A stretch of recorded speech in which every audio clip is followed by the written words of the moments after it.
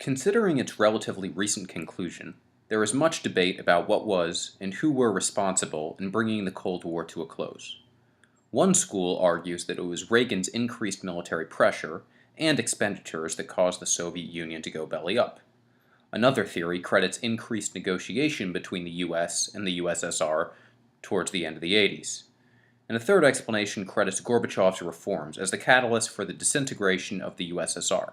But even before Gorbachev, and before the Reagan presidency had even begun, the Soviet Union was an empire of tenuous power that would be exposed in short order. Dating back to the early days of the USSR, consistency of leadership was a pillar of the Soviet political being. Stalin, after assuming power following Lenin's death in 1922, served as general secretary until his death over 3 decades later. Nikita Khrushchev's tenure, while shorter than Stalin's, still spanned a decade, and Leonid Brezhnev, Khrushchev's successor, had an 18-year tenure that spanned from the early 60s through the early 80s. But following Brezhnev's death, the Soviet leadership apparatus would experience change in a span of 3 years, equal to that of the previous 60. It wasn't so much that the USSR couldn't handle the personalities that served as general secretary, it was the dueling ideologies of those leaders, and the lack of policy commonality that caused such turbulence. While it makes sense for leadership contingents of any organization, government, or company to possess experience, it only makes sense if those personalities who possess the desired experience are capable. Scandals and outcry have peppered American history as a result of nepotism and cronyism. But while Ulysses S. Grant helping out his friends during the 1870s, and John Kennedy appointing his brother as Attorney General were questionable or at least contentious calls, the Soviet Union had a storied history of impractical hiring and promotion. The entire Soviet leadership pyramid was a house of political favors and connections. Furthermore, by adhering to genontocratic policy, in which officials are significantly older than the majority of the adult population, Politburo policy was not necessarily consistent with or a reflection of the desires of Soviet citizens. During the Brezhnev era, the Soviets were using a 1960s playbook to game plan for the 1980s, which led to catastrophic results. And following Brezhnev's death, the gerontocratic policies were exposed as illogical following the subsequent deaths of Yuri Andropov, who was 69, and Konstantin Chernenko, who was 73, in quick succession. Ironically, in Mikhail Gorbachev, the USSR found a rising Politburo star to lead the empire. However, Gorbachev's radical ideas would prove the catalyst not to better times for the Soviet Union, but the disintegration of a once formidable empire. Please take a minute to answer the following questions before continuing the lecture.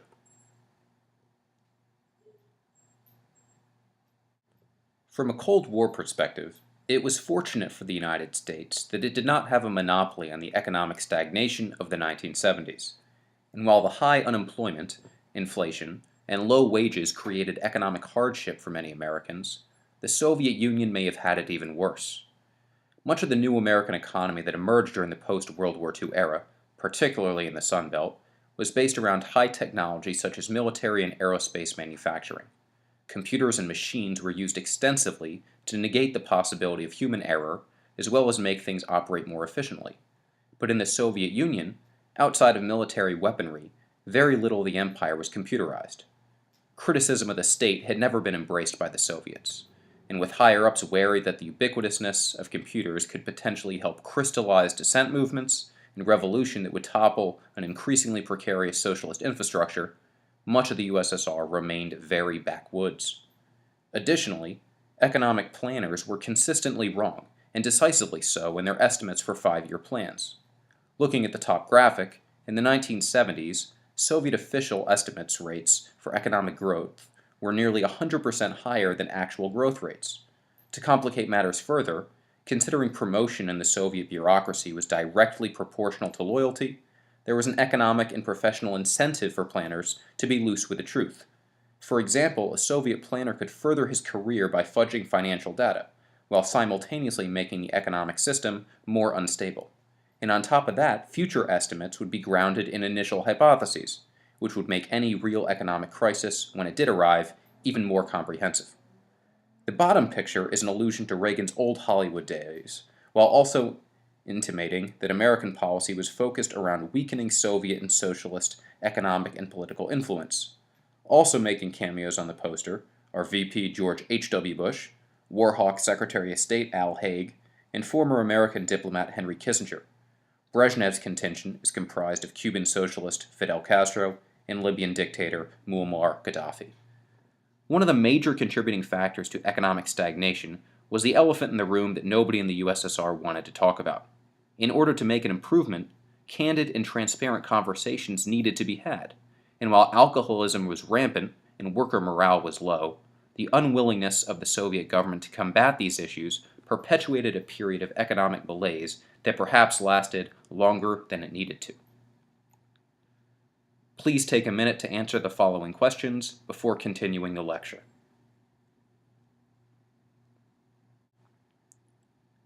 As the American experience in Vietnam began to wind down in the early 1970s and culminate with the evacuation of the American embassy in Saigon in 1975, it became painfully clear that American containment policy was in need of an update. Instead of taking on the burden of majority fighting responsibility, the United States decided that instead it would begin to finance and arm regimes it deemed to be worthy of such support, but American military personnel would be limited. In 1979, the Soviets, in a move that would hasten the fall of a once formidable empire, made the costly yet perhaps necessary step of invading Afghanistan. While the United States sold this move to the rest of the world as an act of Soviet aggression aimed at eventually controlling Central Asia as well as the oil-rich Middle East, the roots of the invasion were actually sowed in early American Cold War containment policy, specifically the Truman Doctrine. Immediately after World War II, with the Red Army stationed in most of Eastern Europe, two notable exceptions were Greece and Turkey. In order to deter a Soviet advance on either of the strategically important nations, the United States pledged military support in an effort to protect the existing democratic regimes. Luckily for America, the threat of military engagement was enough to ward off a Soviet advance. While formalized nearly 2 decades after the Truman Doctrine went into effect, Moscow's equivalent, the Brezhnev Doctrine, promised Soviet military aid to socialist regimes threatened by democratic insurrection. The fact that a socialist faction had launched a successful coup in Afghanistan in 1978 was both unexpected and troublesome. The initial socialist leadership was disorganized and a bit eccentric for the Soviets' taste, but sensing an opportunity to maintain a socialist stronghold in Central Asia, while establishing a leadership network more closely allied with Moscow's goals, proved too much to resist. However, instead of establishing a satellite government in Afghanistan, the Soviet choice for Afghan leader was murdered. Throwing the plan into disarray, the Red Army was used to attempt to stabilize the situation, but instead set off a chain reaction of anti-imperialist Islamic extremism that complicated Soviet political objectives. Much like American troops encountered difficulty in the dense jungle and horrendously humid terrain of Vietnam, the Soviets had immense difficulty with Afghanistan's topography. The vast majority of the nation is covered in the Hindu Kush mountain range, and as a result, it is borderline impossible to establish any sort of centralized government. In fact, the nation is so disjointed and rural that it would not be inconceivable for people who live only a few miles from each other to go their entire lives without having any contact.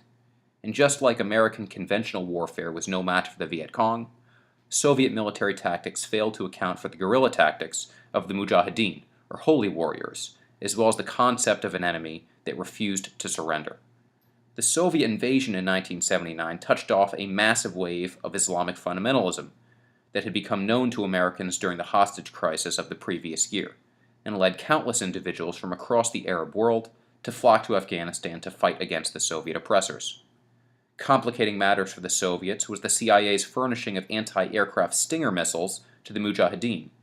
Instead of initially only being inconvenienced by AK-47 shellfire, which Soviet aircrafts were designed to protect against, by the middle of the decade, Soviet aircrafts were being shot out of the sky at an alarming rate.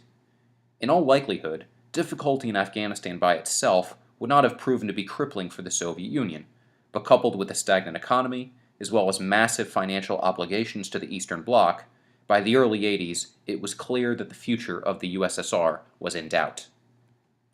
Please take a minute to answer the following questions before continuing the lecture.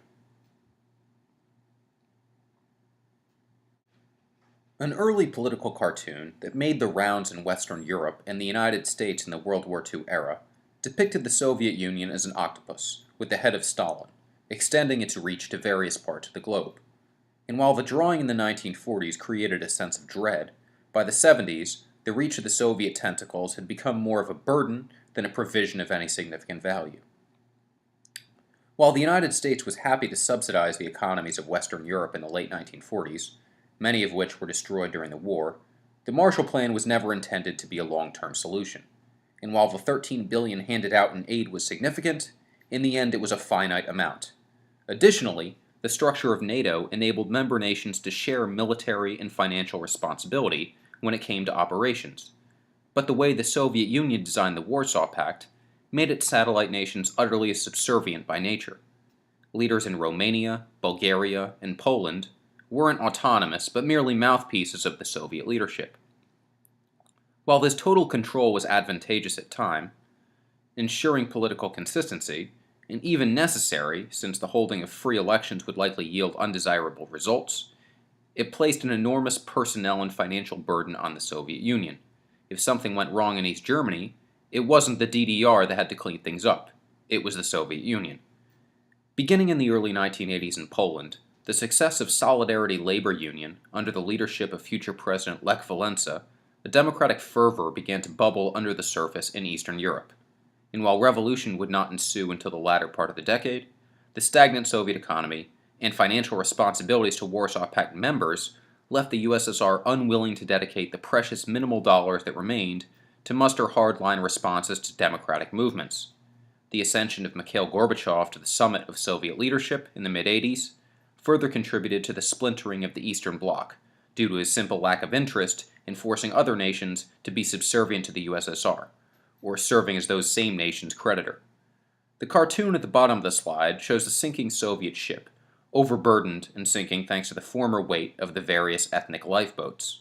And while the Soviet Union would cease to exist after its dissolution in 1991, various former socialist republics would survive under new individualist national banners. Please take a minute to answer the following questions before continuing with the lecture.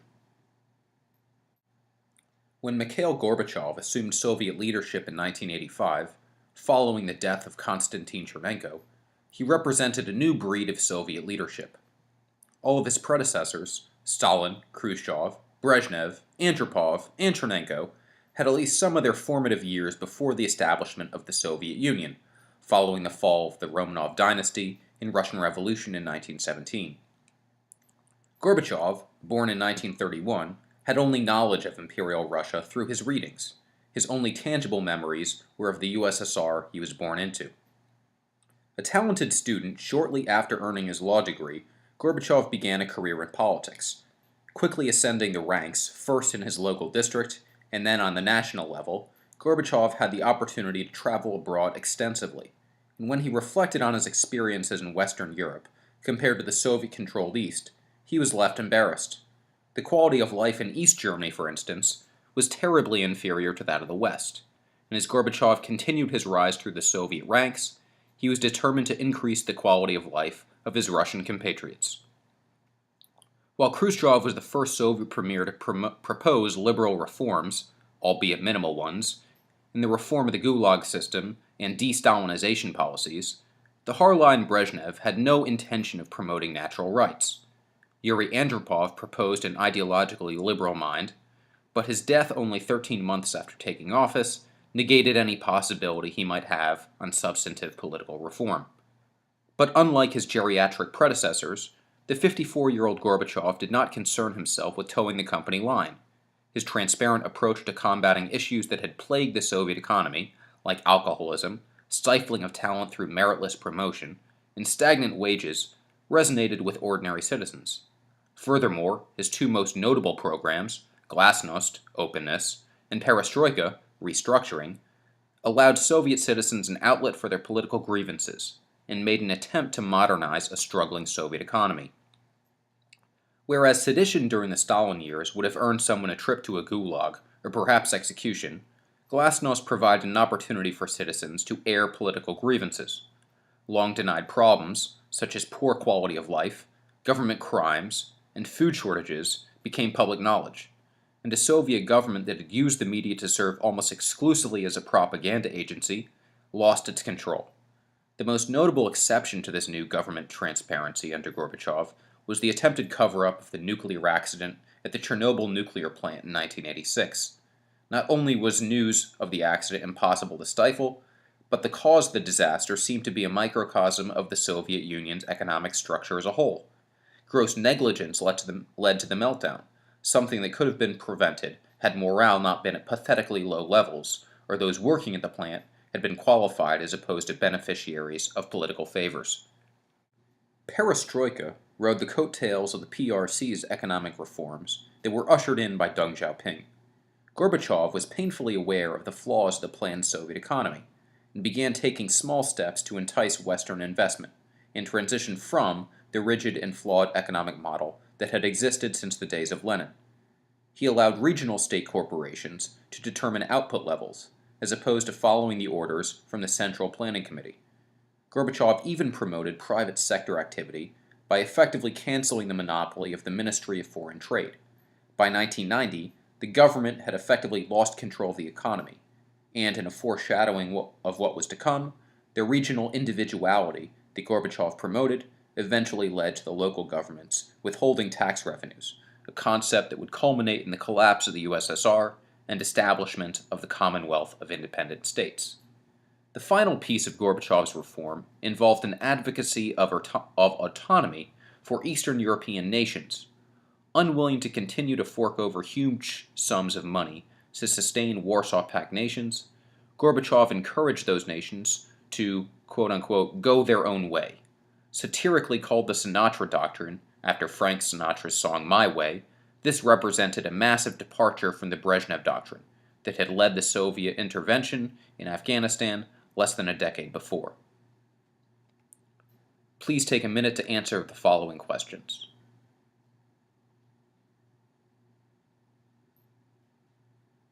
Thanks for listening. Please continue this week's lecture series with the discussion of Reagan's foreign policy and endorsement of proxy wars.